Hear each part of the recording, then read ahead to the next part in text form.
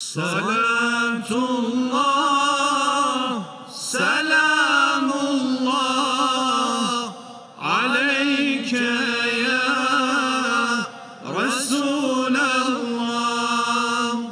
صلاة الله سلام الله عليك يا حبيب الله. صلاة الله سلام الله عليك يا نبی الله. هر کسی گهدار مولودا نبی درگه مزگینیان دل و بیم گوتوی پیغمبری عالی صفات مولودا من هر کسی مازم بکت از شفیعی و مروجا محشری دی فخوت او تا سکاوا کوسری صرف مولودا ما یک درهم فران هم بری یک گوه زیر احمران في سبيل الله ببخش بر فقير قدر مولود بزاننهن كبير. هم جبو بكر وعمر هاتوا خبر هم جو عثمان وعلي تشيب أثر درهمك بتصرف مولودا نبي خيرك مازن جبو حاصل دبي همج شيخان بو رواية أو خبر شيخ كرخي فخر رازي بادقر هر كسي حاضر بكت أو يكتعام باب خور وشربة وقدرك تمام كازي كتسي إخوانه البيت انشرا بيت خند مولدا خير الورايا تتحشي ودق الخلق بري يعني باب خنبراني أنوري هرچی بینت هند تشتی خارنی دی مبارك بت لبروي خاندني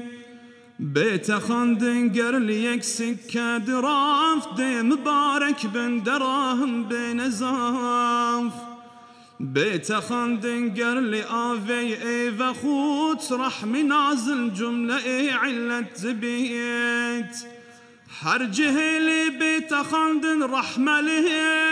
دي ملك بنات جيوي منزلي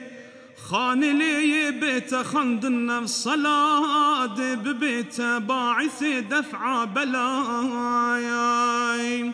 بو خدا نزاد يوبو هم نشين هر صلاة دي بدن كالروبين ضافعي جملة حسودي چو خراب در مزار سهل لرد جواب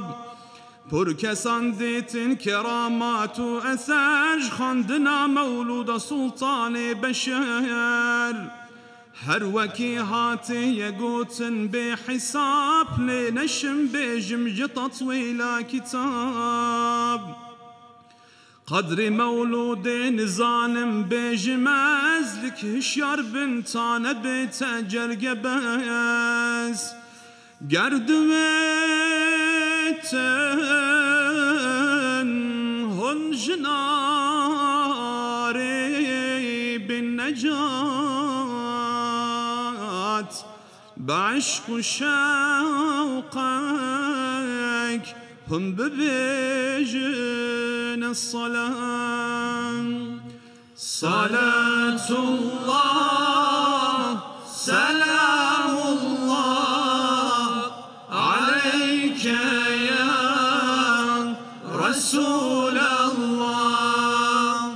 صلاة الله سلام الله عليك يا حبيب الله. صلاة الله سلام